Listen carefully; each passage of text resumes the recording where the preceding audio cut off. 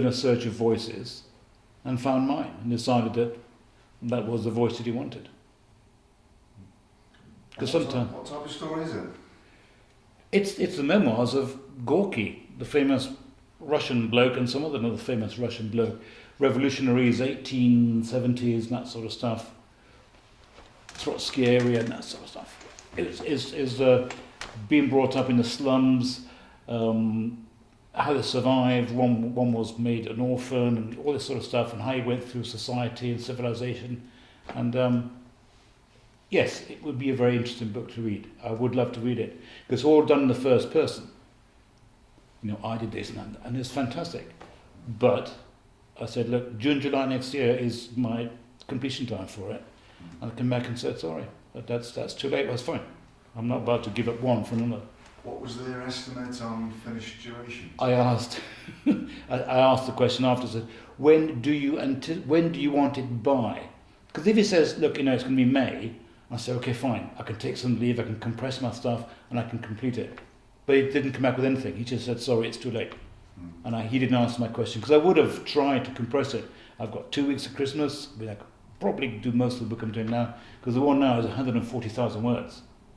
That's a big book, right? Especially when it's not my day job, and especially when aeroplanes flying overhead and all that sort of stuff. Well, you know what it's like when you've got noise pollution. Yeah, I noticed that it wasn't too long after you'd recorded here that you picked up the title, The Sherlock Holmes. Yes. And I was delighted to see that and listen to the 5-minute retail sample. That was fun. That was fun doing because it's sort of an adventurous type thing. It appeals to my sense of adventure and jolly good stuff and running through London and that sort of stuff. Talking about tarts and that, which is great. It gave me a chance to be Watson, and I love doing Watson, the prim and proper, my dear chap, my dear Holmes and that sort of stuff, with the excitement. So that was good. The second book was The Flat. That is a supernatural horror, written by an American, 2 Americans in fact. Very good book, but using American terms. Sidewalks, Jarl, and all these sort of things, and they wanted it word perfect. It didn't come natural. I had to do a lot of rehearsing. I'd see a sentence, go through it, right, happy, press play, go. Because it just doesn't come natural. I find YouTube is a great resource for studying accents and dialects. If you were to type in New York accent, for example, there's one guy that I recognise there. Does a fantastic. He's a native New Yorker, so naturally there's a great New York accent. But he goes off and does. He ranges around the US, does a Midwest accent. That's good. Carolina accent. So yeah, YouTube's a great resource, and also the pronunciations of words. I still come across words now that I don't recognise.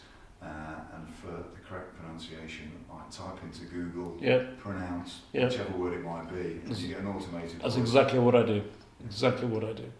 Yeah. In fact, the Oxford Dictionary does the same thing.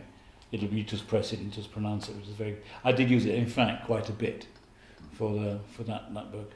I find it can be quite syndromatic, trying to be as perfect as possible, and pronouncing words and accents and dialects correctly. I found there's got to be a cut-off point where you think, well, do you know what, I've really got to move on now. But I'm well aware that sometimes we have to go back for the sake of continuity and re-listen to what we've recorded, the style we've recorded. Yeah. I find that if you're going to put an accent on, you've got to be bloody good. Because if you're not, as a listener, mate, come on. You can't do a French accent. Why don't you just speak normally? And I find that if I speak normally, be myself, it flows. It's natural. It goes. I can go up and down. I can be really excited. Oh, very, very quiet. I can do all of that. But if I'm making myself be something I'm not, I'm now concentrating. When you concentrate on something, your experimental capacity decreases, and your natural flow slows down or even stops, and you almost become robotic. Gee, I'll have a real nice day, sir. That doesn't come natural to me, so I've got to think about it. As soon as you think about it, it doesn't matter. You can tell it in your voice. You can tell it in your face. A good place to start is yourself. Certainly a good place to come back to yourself as protagonist. If you work your way through that as your own natural and original style, then it's a safe default, isn't it? Safe ground to come back to. Well, yeah. Well, on my certainly the first Sherlock and the second Sherlock, which wasn't Sherlock, it was Mycroft Holmes, which is good fun. I did tell the author, look, you don't get many books on Mycroft. You get plenty of Sherlock, but Mycroft is different, and it was very cleverly written. And they suggested, would you like to consider making a book who the main character is in fact Moriarty? Look at it from that side of the thing. Be a Moriarty. But I do say that this is me. This is the way I speak. This is the way I am. If you don't like the way I am, please say stop, because the best books, or the best actors' best books, are always done by someone who's doing something that's natural to them. Absolutely. And it just flows. Being yourself, most definitely. Oh yeah, that's right. I had a guy recently who read the whole of the piece that we gave to him with a mock American accent, which didn't work for me, and I don't think he came back to his own English voice at all during the few pages that we gave him to read, which is dangerous ground because some words were mispronounced. It was clear that he wasn't an American native. So. This is the problem, and also it's tiring. If you are outside your comfort zone, you are in a stress situation. You're in a stressor. Okay? You're up against it, aren't you? Yeah, it's just like being interrogated, by the Russians or whatever. You are under stress because you're doing something you don't like doing, and therefore you get knackered.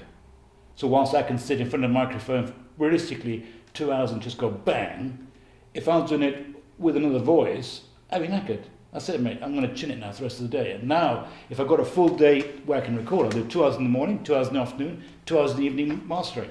Complete. We spoke earlier about your mentoring, and you were prepared to help somebody less fortunate by providing lessons in recording audiobooks, which, as I understand, would have suited them very well because they were a disabled person. You were telling me. Yeah, how did that come about? We met on set of a commercial in Norwich somewhere, and he was in a wheelchair, and we just got on like a house on fire. He's an American guy, got on like a house on fire, and we just got chatting. He was telling me about how he lost his legs and how he's trying to become. He is an actor, but it's very difficult for an actor to be in a wheelchair because he's pretty much limited as to what he can do. And then I just got chatting about audiobooks and that sort of stuff, and he has got a quirky, although very high-pitched American voice, which is brilliantly suited for things like kids' books, audiobooks. Perfect, absolutely perfect. Nice perhaps it's but too deep, but his is actually perfect for it. And we just got chatting, and he happens to live not down the road, about an hour down the road from me, and he just contacted me and said, how can I do it? So I gave him the exact information, your websites, all that sort of stuff. He loved it. He came back to me and says, what's it all about? How does it work? And I heard that there are mutterings that it's all a big scam. I said, look, stop. It's not, for heaven's sake, look at me, And then he genuinely couldn't afford it.